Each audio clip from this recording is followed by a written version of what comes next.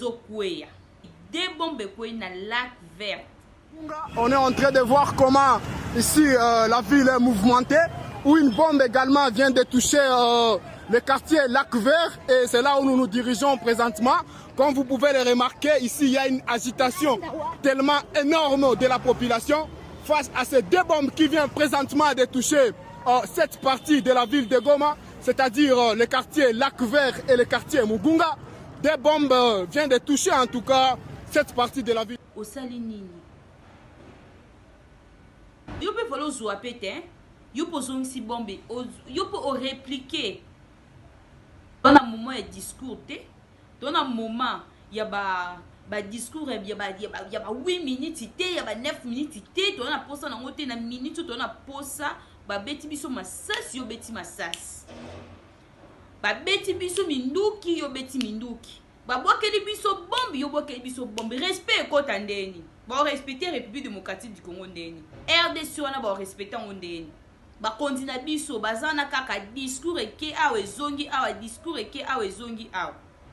On n'a pas besoin de discours, toza sous na posa discours te. Toza maintenant là, toza na posa ya ajustement, toza na posa bo sala. Kolobe bele musale lokote. Totala ki biso nyonso président oyo ya Burkina Faso. Asali discours na e devant population na e alobi député azana droit ya salaire te. Tala panafricaine. Biso za posa panafricaine ya malobate. Panafricain oyo ose la biso lobi tongo loba likambu mamoko osali ngo agissement mbala moko sali nyonso mbala moko. Tona posa panafricain ya malobate. Panafricain ya promesse te. Tona posa panafricain monte o akoya wana te. Bolanda panafricain solo. Sankara disait que l'esclave qui n'est pas capable d'assumer sa révolte ne mérite pas que l'on s'apitoie sur son sort. Cet esclave répondra seul de son malheur s'il se fait les illusions sur la condescendance suspecte d'un maître qui prétend l'affranchir. Seule la lutte libère. Je suis un panafricaniste convaincu.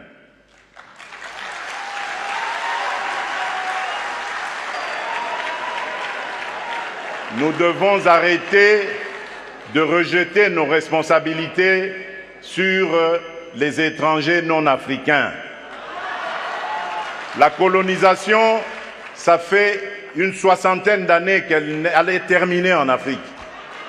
Ceux qui nous avaient colonisés, divisés, aujourd'hui ils ont compris le sens de la paix.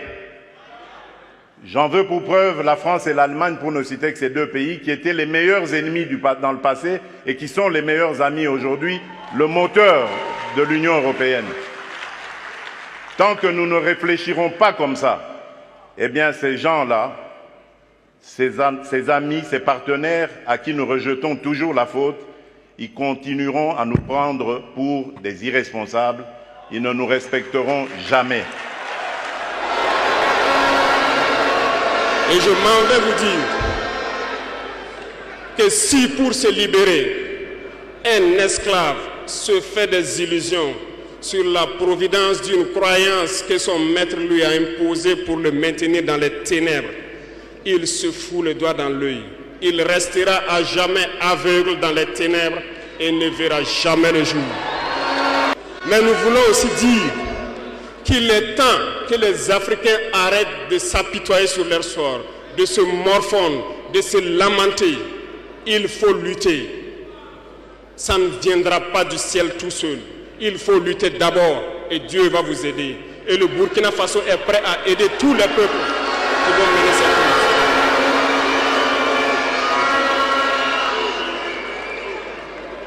Dites-leur à tous ces peuples qui se battent, il est temps qu'ils disent la vérité à leurs dirigeants. Au Burkina Faso, lorsqu'il s'est agi pour nous de contribuer donc pour que le FDS soit équipé, les députés n'ont plus de salaire aujourd'hui. Ils n'ont que des indemnités de session. Les salaires des ministres ont été diminués au maximum et le peuple contribue. Vous ne pouvez pas lutter et vouloir que les dirigeants soient dans un luxe insultant. Les peuples doivent se réveiller et exiger cela de leurs dirigeants. La riche, ministre Rose la thé à tambolaka na voiture de luxe, thé. Oh, il y a biso à ma député, ma voiture de luxe, ma voiture donc député au leka, yoku du mutuku du oh, c'est la crépon député na zombon wana, yo c'est l'autre côté. Mboka ngo oto bando kumisa to biso to leka bino ba télé to loba to zo dénoncer ba makambo mabe e bino ba fana kwiti boye bo bandi ko finga bo bandi ko loba n'importe quoi mabe o bango bo sala bino bo mona ngote donc ndenge population e souffrir bongo pona bino eza bien boko finga ti bo lemba bobin bozwa conscience te boza wana so bapesi bino mbongo boye boleki na ba internet bobanzi ko finga bobanzi ko ti non ko finga eza mabete ko finga pe yango ndete mutu ebongisa bopesa ka yende conseil bopesa ye conseil chef papa omoni ndongo okende boye oke mabe bongisa. Il faut dans lavage donc il y a entourage ne wala nyonso wana o ba kana ba veste le quoi yemo linga veste makasi président biso linga veste makasi po sala ka et ça ka barbara président biso linga veste pena makasi pena so azu veste na ya niati yango cravate et ni quelqu'un zongi boy veste pour nini ti wapi makambo eko silaka jusqu'à quand makambo eko silaka ba guerre wana ba mama ba kufa ban pona nini oyo yazana o muto opposante azana ete soki nante aza mutu na bino moko botala ndenge nini ao dénoncer mabe o eleka na ba province koto général fantôme koza banzoi banzo ya fachi betom kwantombolo bik rouge awa naza na fungurume nazolakisa bino mutema mabe ya ba américain na ba chinois ndenge bazosambwisa bandeko na biso ba congolais ke bazalaka esika o bomoni ba montagne do ba minéré na ba minéré eke ti kuna esala environ 100 km eke ti na kati yao bomoni ba usine nyonso oyo ezaka ba minéré tala ba ngomba o c'est 286 montagnes. Tala ba congolais bango wana bazo souffrir kala babanda ko accéder à ataka moi sac moi 2 sacs ake ateki azu moi eloko akolia mais lelo tala ba nyangala kata ondenge ba tongi mur. Ils ont construit un mur de 100 km et bandaki depuis kuna na uti eza kuna eza de part et d'autre yango côté na balabala nzela o ils ont construit pour que les Congolais soient 286 montagnes tala minéraux yango les omonana omoni cuivre yango les omonana donc balingi Congolais akota wana tala ne minéraux omonana likolo wana 286 montagnes awa eza na tenke funguru me TFM o boyokaka TFM yango wana tala bangoma oyo ekei tina 4 286 montagnes oyo bae kotia mur yango ne keti kuna bota la mur et ça de part et d'autre na balabala bomoni yango wana donc 100 km na kotoyo 100 km na kotoyo bazo zwa biloko na bango calmement ils n'ont pas besoin de Congo mais loko moko tozo yebisa bango ke na bino ba autorité misusu ko prester la carte ba province boye ba ko salisa peuple congolais bana lola ba ko souffrir te et ça ni nyango biloko nyonso totikela bango ka bazwaka bakongolais soki bakoti bakoyiba nini bayibaka sac moko sac mibale 2 sacs non ça on ne peut pas accepter chef de l'état makambo oyo nayaki kaka na monika mur ndenge basali muteme salinga pasi congolais minéré oyo ya bino moko bwana droit nango te bakomotongela bino mur bakomotila bino barrage pour avancer te ba américain aza nani na mboka ya biso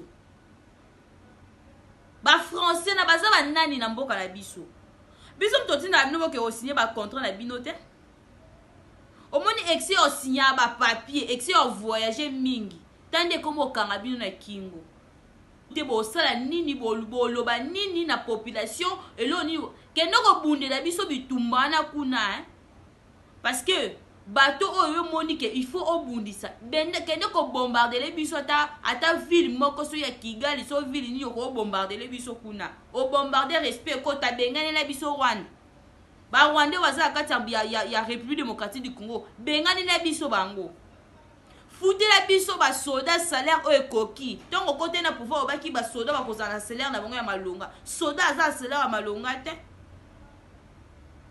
ba papa na ba ke bunda na front wana soda zo courage neni yo tombola munduki abeta Rwandais to abeta na Rwanda azo courage na ndeni parce que ba zo salaire ya malonga te bino ba fana kuti bo mona makambo wana te bo ka makasi ko leka ko loba bo makasi ko finga passe le lokote biso pe to lemba te to loba kaka to ndoleka kana batendo ike to ndoleka kana ba TV mpina ka pona ko dénoncer ma be oya zo sala soko sa malamu obetele maboko soko sa malamu te muto obetele maboko azate po population zo kufa ana ba population ana o ba sala po ye azala wana soki makambo oyo ya président de la République Félix Tshisekedi zo sala soki ezala kite Kabila mutabande ko sala ngo oh Félix azo sala ce qui est qui Kabila mutabande sala ngo mais bata Félix ava telemi bandi ko loba azo sala le côté azo mamboka azanani azo bo pesie ba kombo mais oh yazo sala bo mona ngote ye mo bo pesie kombo ezate hein bugume c'est Belgique oh makambo oh ya lobby bolanda